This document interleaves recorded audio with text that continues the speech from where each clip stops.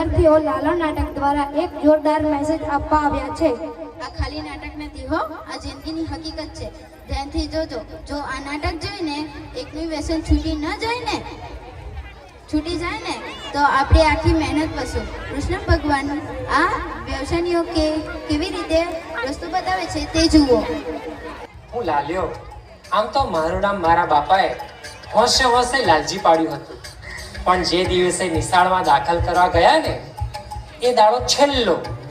પછી તો કોઈએ મને લાલજી કીધો જ નથી, કારણ કે આપણા કરતૂત જ એવા હતા. નિશાળમાં ગયા નહીં, મસ્તીમાં ધરાઈએ નહીં, તોડફોડ કરી, વાળોમાં ઘૂસી ગયા, કેરીઓ તોડીને ખાઈ ગયા, લોકોની પાણીની ટાંકીઓ તોડી નાખી, ભણવાનું તો તેલ લેવા ગયું. નાની ઉંમરથી જ અજય દેવગણ બની ફરવા માંડ્યા. બોલો જુબા કેસરી એટલે આપણને કોઈ પૂછે કેટલું ભણ્યા એટલે કહીએ મસાલા ગણતા આવડે ત્યાં સુધી. બાપાએ આબરૂ બચાવવા પરણાવી દીધો, પણ સાલું. જે માણસને પોતાની જવાબદારીનું ભાન ના હોય એ બીજાના જીવની જવાબદારી કેવી રીતે લે? મને જીવતા જ ન આવડ્યું. એકવાર ગલ્લે ઊભો હતો, ગામની ઉધારીના ટેન્શનમાં હતો. ત્યાં 2-3 ભાઈબંધો આવ્યા. કહે, લાલિયા, આ બાટલી લગાઈ લે, બધું ટેન્શન જતું રહેશે. મેં ટ્રાયલ મારી. ભાઈ સાહેબ, ટેન્શન તો ગયું, પણ એની સાથે મારું ઘર ગયું, બાપ દાદાનું ખેતર ગયું, અને બાપાની કમાણીની લાયેલી બાઈક પણ ગઈ. છેલ્લે તો મારું બૈરું પણ જતું રહ્યું. કોઈ કહેતું હતું કે તારું બૈરું પિયરમાં છે ને ફ્રીજમાં બિયર છે.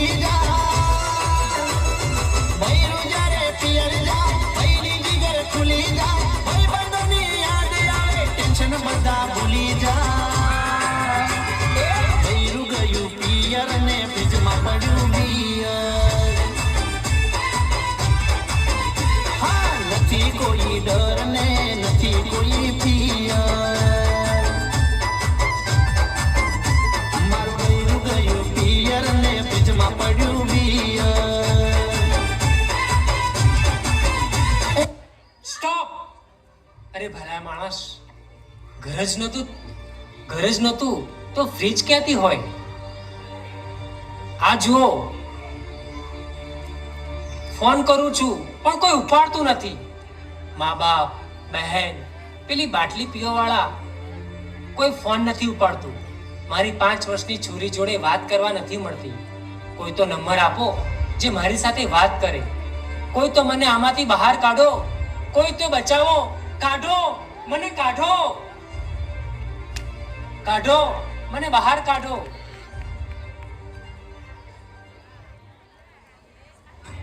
લાલજી, હજુ તારે એક ફોન લગાવવાનો બાકી છે. એમાં નેટવર્ક નથી જોઈતું, કે ક્યારે એંગેજ નથી આવતો. 24 કલાક 7 દિવસ 12 મહિના જન્મ ચાલુ જ હોય છે. પણ માણસો એ ફોન લગાવતા જ નથી. એમાં ક્યારેય એવું નથી સંભળાતું ઈસ રૂપથી સભી લાઈને વ્યસ્ત. જેને નંબર લગાવતા આવડી જાય છે ને એની તો બધી લાઈનો વ્યસ્તના બદલે મસ્ત થઈ જાય છે. કેમ લાલજી, શું થયું? તમે કોણ? ઓળખાણ ના પડી ને? પહેલા બૂમો પાડીને બોલાવો છો કે બહાર કાઢો, મને કાઢો. અને જ્યારે આવું છું ત્યારે પૂછો છો કે કોણ છો? કઈ વાંધો નહીં, ચિંતા ના કર, મને તારો ભાઈબંધ કર. અને મને લોકો લાલો જ કહે છે. બોલ, શું મુશ્કેલી છે?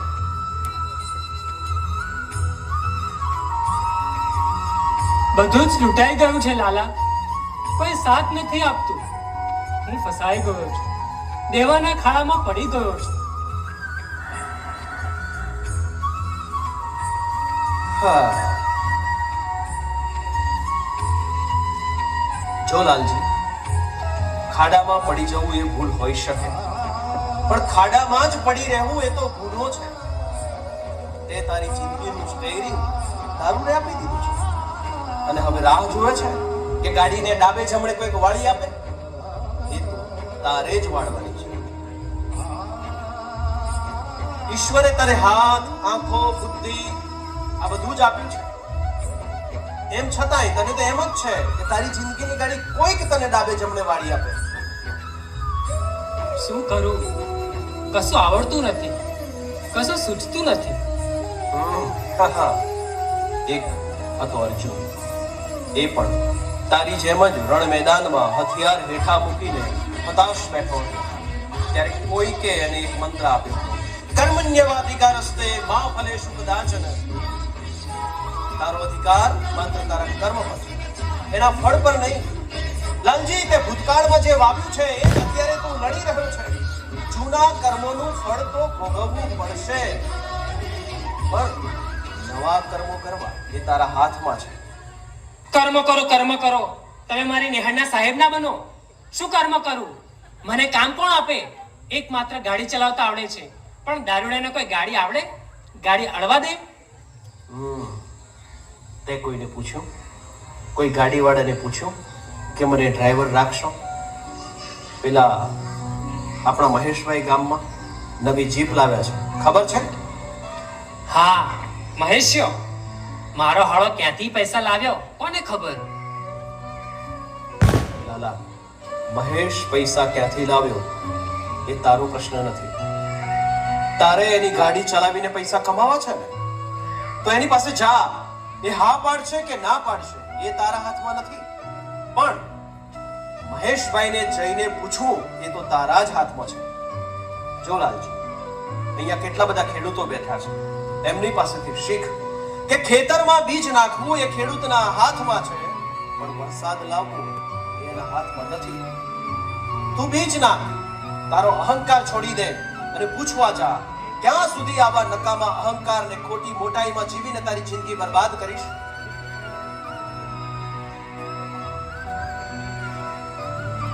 તમે લાલો ને હું લાલો, પણ તમે આટલા શાંત કઈ રીતે છો?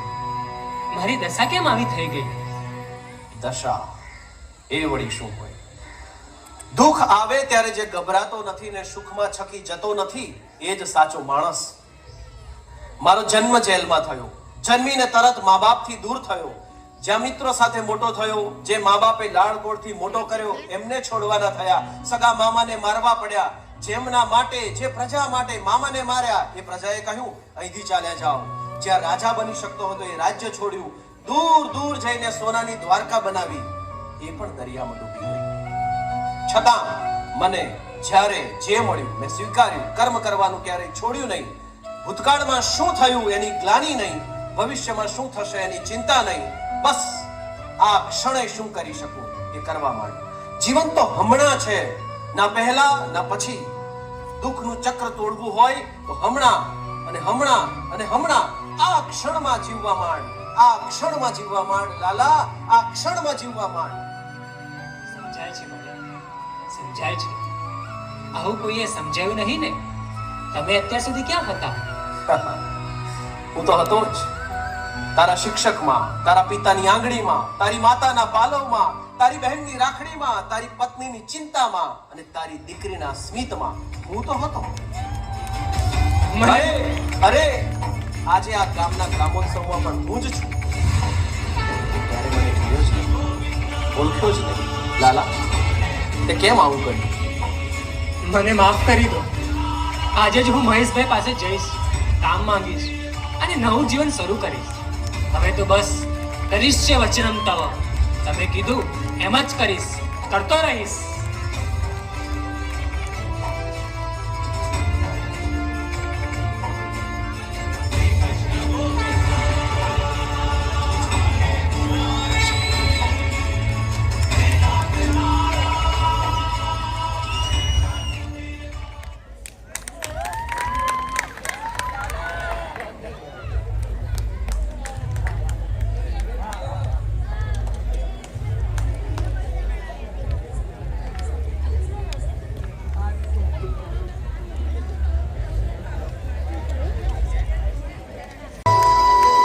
એમને મેં મહેનતથી કમાણી કરાવી તો એમની જીત મને જ આપી દીધી.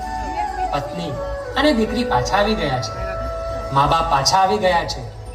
બાટલીને માવા બધું જ બંધ. કર્મ કરતો જાઉં છું. ભૂતકાળમાં કરેલી ભૂલો વિશે વિચારતો નથી, કાલની ચિંતા કરતો નથી. રોજ મારા દ્વારકાવાળાને પગે લાગી નીકળું. આખો દિવસ કામ કરી સાંજે ઘરે આવી દીકરીને લેસન કરાવું. દ્વારકાવાળા મારા રાજાની વાર્તા કહું. આજે જ નીકળ્યો છું મારા ભાઈબંધો સાથે દ્વારકાવાળાને મળવા, મારા રાજાને મળવા. આવું છે ને તમારે તો હાલો.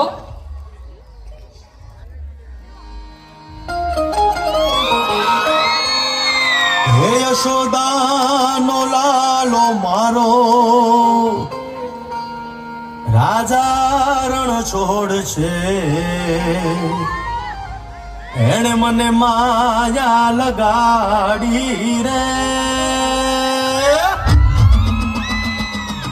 હાલો હાલો,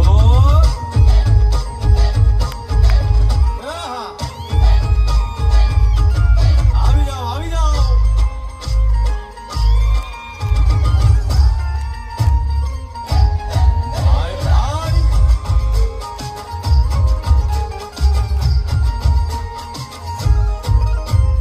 દ્વારકાનો નાથ મારો રાજા નો છોડ છે.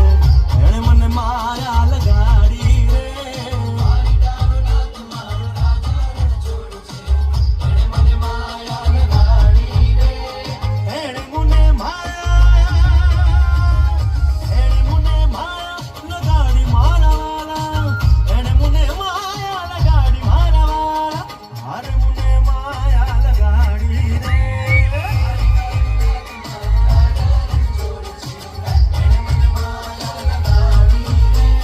સુદામાનો સુદામાનો સુદામાનો સુદામાનો મિત્ર મારો રાજા રણ છોડ છે. એણે મને માયા લગાડી રે. દ્વારિકાનો નાથ મારો રાજા રણ છોડ છે. એણે મને માયા લગાડી રે. રમો રમો આ મોરલી વાળા શ્રી રાધે.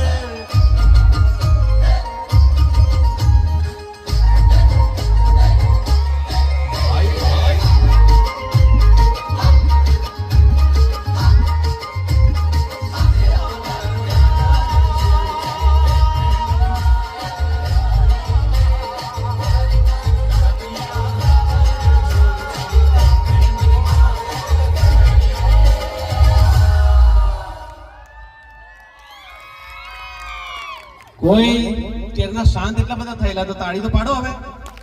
હવે લાલીઓ નથી લાગ્યો. હવે તો લાલાભાઈ થઈ ગયો છે. અને તમને શું લાગે છે કે જેનો હાથ કૃષ્ણએ પકડ્યો હોય એ ખાલી લાલાભાઈ થઈને અટકી જશે? એટલે ઘણીવાર જેમ પહેલા સ્ટેપ્સમાં કહેવાયું હતું, અને આપણા બધાની મુશ્કેલી શું છે કે બધા ભગવાનને શોધે છે ગલત જગ્યાએ. જેટલી વાર ફોટો જોયો જય શ્રી કૃષ્ણ, દરેક મંદિરે જય શ્રી કૃષ્ણ કરવાના, વાંધો નથી. પણ આપણને સાચી સલાહ આપનારો માણસ આવે છે અને એ ગમતો નથી. આમ તો કૃષ્ણના જીવનનું એ દુઃખ પણ રહ્યું છે કે જે લોકો માટે એને કામ કર્યું હતું એ લોકોએ કહ્યું કે તું અહીંથી જતો રહે. અને કૃષ્ણના જીવનની કરુણતા હજુ પૂરી નથી થઈ. જેલમાં જન્મવાનું, જન્મતાની સાથે પોતાના સગા મા બાપને છોડી દેવાના, બીજાના મા બાપને પોતાના મા બાપ બનાવીને જીવવાનું.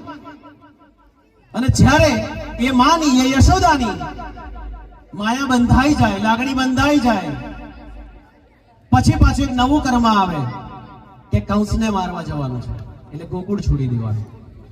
જે ભાઈબંધો ત્યાં હતા, જે રાધા ત્યાં હતી, જે મા બાપ ત્યાં હતા, એ છોડીને મથુરા ગયા. મથુરાની પ્રજા માટે પોતાના મામાને માર્યા. રાજાને મારે એટલે માણસ રાજા બની શકે? ના બની શકાય. એ જ પ્રજાએ કહ્યું કે તમારા લીધે જરાસંઘ અમને હેરાન કરે છે, તમે મથુરા છોડીને પણ ચાલ્યા જાઓ. જે લોકો માટે મામાને માર્યા એ લોકોએ જ કહી દીધું કઈથી ચાલે જાઓ. કૃષ્ણ એમ કહેવા નતા ગયા કે તમારા માટે માર્યા, તમારા મામાને માર્યા, તમે મને કહો છો? છોડીને નીકળી ગયા. દૂર છે કે આપણા ગુજરાતના છેડે આવીને દ્વારકા વસાઈ, સોનાની નગરી, રાજા જ હોય ને, ડૂબી ગઈ. એટલે કૃષ્ણ દરેક વખતે દરેક માણસને દરેક યુગમાં રસ્તો બતાવવા આવે છે. આપણે ગમતો જ નથી. આમ ભલે ગમે એટલા ગોકુળ આઠમના દિવસે નાચી નાચીને ગીતો ગાયેલો, કૃષ્ણ ક્યારેય ગમ્યો નથી તમને. જો ગમ્યો હોય તો કોઈ પણ માણસ પોતાનું કર્મ કરવાનું છોડી ન શકે. કોઈ પણ પ્રકારની એને ચિંતા હોવી જ ના જોઈએ કે ક્યારે શું થશે, કારણ કે ચિંતા હંમેશા ભૂતકાળની હોય કે પહેલા આમ થયેલું, પહેલા આમ થયેલું, હવે આમ થશે, હવે આમ થશે. ચોથો પ્રશ્ન ખોટો લખ્યો તો પાંચમો પણ ખોટો લખવાનો છે ના, કારણ કે તમે એક સમયમાં એક જ કામ કરી શકો છો. તમને ગઈકાલની ગમે એટલું દુઃખ થાય કે કાલે મારથી આમ થઈ ગયું, કાલે મારથી આમ થઈ ગયું, બસ થઈ ગયું, લ્યા થઈ ગયું. કાલે શું થશે એની શું ચિંતા કરવાની છે? આજે શું કરું એની ચિંતા કરવાની છે, કે કારણ કે કાલ ક્યારેય આવતી જ નથી. જ્યારે કાલ આવે છે ને એ તો આજ બનીને આવે છે. હવે આ આજ આવી છે તો આજે પછી કાલની ચિંતા કરવી, કાલ પછી આજ બનશે પછી કાલની ચિંતા કરવી. આ આપણા બહાના છે, પેલા કૃષ્ણને છેતરવાના બહાના છે. એને છેતરશો નહીં, કારણ કે જે એને છેતરતો નથી, જે એનામાં પૂર્ણ શ્રદ્ધા રાખે છે, જે એના પ્રત્યે સમર્પણ રાખે છે, એ માત્ર લાલા ભાઈ નથી રહેતો. તમારી તાળીઓની સાથે ઇન્ટ્રોડક્શન. ઓળખ્યો? એ ભાઈ, લાલ્યો નહીં, લાલો નહીં, લાલાભાઈ નહીં. હવે આપણને આપના વિસ્તારમાં લાલજી શેઠ કહે છે. લોકો માનપાન આપે, જરૂર હોય એટલે તરત જ આપણી પાસે આવી કહે, લાલજી શેઠ આટલી મદદ કરી આપો. અને આપણને હવે દ્વારકા વાળા એટલું આપ્યું કે કોઈને ના પાડી પડતી નથી. ઘર બરાબર સેટ કરી દીધું છે, દીકરીને શાળામાં ભણવા મૂકી દીધી, ને જેવી તેવી સ્કૂલમાં નહીં, નવા નદીસર પ્રાથમિક શાળા પીએમસી ગુજરાતમાં. પત્નીએ પણ ફાઇનાન્સ બિઝનેસ શરૂ કર્યો છે. પૈસા જ પૈસા છે. આજે મારી પાસે શું નથી? આજે મારી પાસે પોતાની 15 જીપ છે, મોટી કાર છે, બંગડીવાળી. મારો પોતાનો આખા વિસ્તારમાં ન હોય તેવો મોટો બંગલો છે. મારી ગાડી, મારો બંગલો.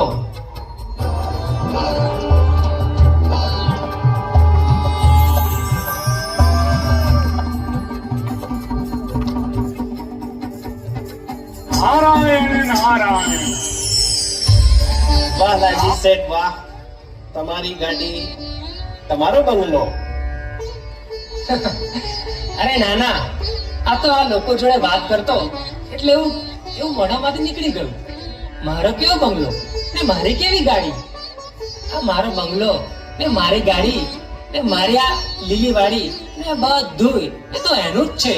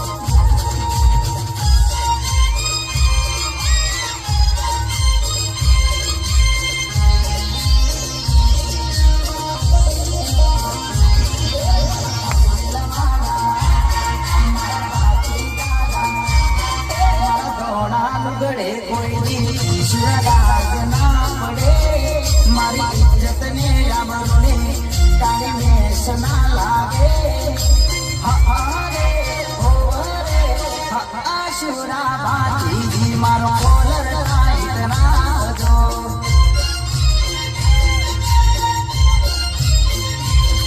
મારા ધોળા લુગડે કોઈ દી સુરદાગ ના પડે મારી ઇજ્જત ને આબરૂને તારી મેસ ના લાગે હરે ઓ રે આશુરા બાજી મારો કોલર ટાઈટ રાખજો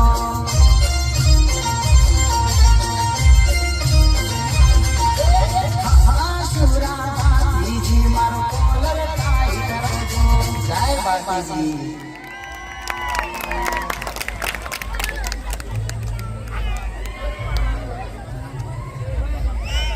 આ નાટકે તો અંદર સુધી હલાવી દીધા હો.